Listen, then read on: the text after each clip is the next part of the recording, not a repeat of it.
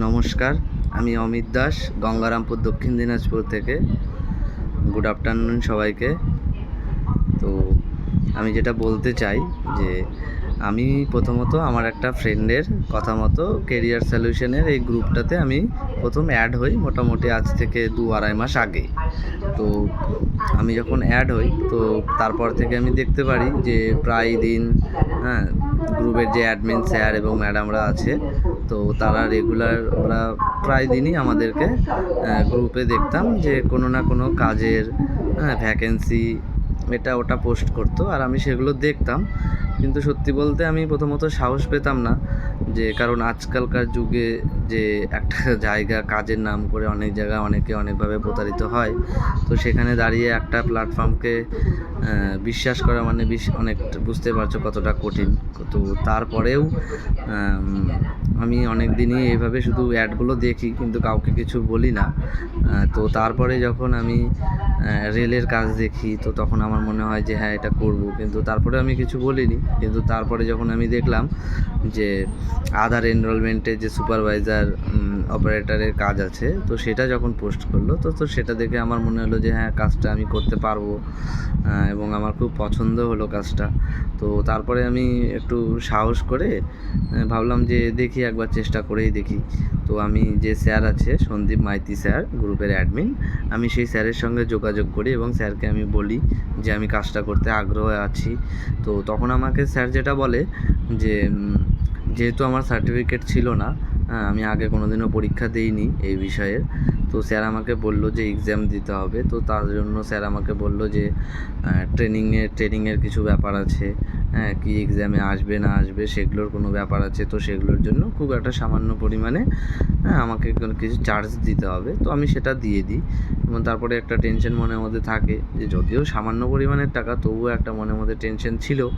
তো তারপরে একদিন পর থেকেই দেখলাম যে স্যার আমাদেরকে অনলাইনে, যিনি এসডি রয় স্যার আছে, তো উনি আমাদেরকে অনলাইনে ট্রেনিং দেওয়াতো। তো আমরা অনলাইনে ট্রেনিং করতাম, অনলাইনেই সব পড়াশোনা হতো।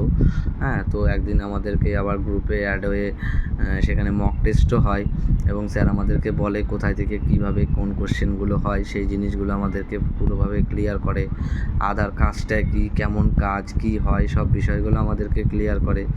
তো সব কিছু যখন ক্লিয়ার হয় তারপরে নিজেও কিছুটা পড়াশোনা করি, স্যারদের কথা মতো, স্যারের দেওয়া মতো সব জিনিসগুলো নিয়ে পড়াশোনা করি।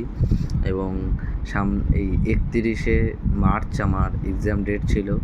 হ্যাঁ, তো স্যাররাই সব কিছু করেছে, আমাকে নিজে থেকে কোনো কিছুই করতে হয়নি, শুধু আমি ওটিপি সাবমিট করেছিলাম ব্যাস। আমার বাকি যা কিছু আছে স্যাররাই করে দেয় এবং আমায় কোথায় পরীক্ষা দেবো সেই জায়গাটাও স্যাররা সিলেক্ট করে দেয়। এবং আমি 31 তারিখে পরীক্ষা দিতে যাই, আর স্যারের কথা মতো আমি খুব মোটামুটি ভালো একটা নম্বর নিয়ে পাসও করি। হ্যাঁ, পাসিং মার্কস ছিল 65, হ্যাঁ, সেখানে আমি 79 পাই।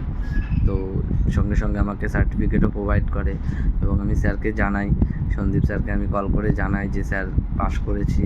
তো স্যার আমাকে খুব তাড়াতাড়ি, এই 1 সপ্তাহের মধ্যে আমাকে প্লেসমেন্টও ব্যবস্থা করে দিবে। হ্যাঁ, কোথায় আমি কাজ করব সেটাও সব কিছু করে দিবে।